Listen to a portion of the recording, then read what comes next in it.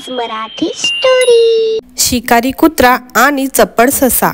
एक शिकारी कुत्रा भक्ष्याच्या शोधात फिरत होता। त्याची भूक वाढू लागली।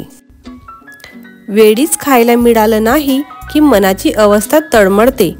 पडण्यास मदत करणारे पाय तेवढ्याच कार्यक्षमतेने मदत करत नाहीत। कुत्रा विचार करत होता आणि तेवढ्यात त्याला एक ससा दिसला। तो झुडुपात सावलीत विश्रांती करीत होता। ससा बघताच कुत्र्याची भूक जागी झाली। भक्ष्य पकडण्यासाठी झेपावला। अंगावर येणारा कुत्रा बघून सश्याने टुनकन उडी घेतली आणि वाऱ्याच्या वेगाने धावू लागला। माग कुत्रा पाठलाग करीत होता। चपळ सश्याने कुत्र्याला हुलकावणी दिली। पसार झाला।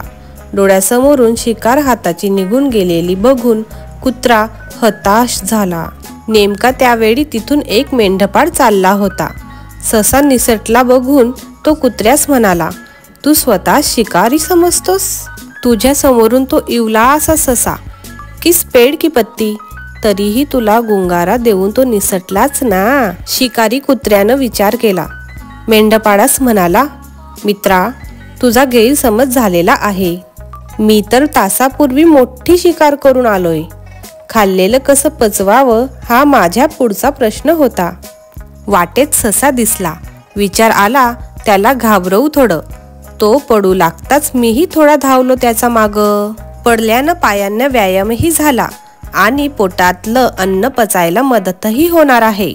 तुम्हाला वाटलं मी माझ्या भक्ष्यासाठी धावत होतो आणि ससा मात्र जीवाच्या काळजीनं धावत होता।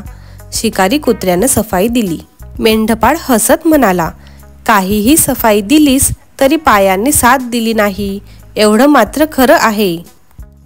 तात्पर्य, उसनं अवसान मोलानं घेतलं तरी भीतीचा सिसेमार पाठ सोडत नाही। गोष्ट आवडली असेल तर लाईक करा, सबस्क्राईब करा। थँक्यू।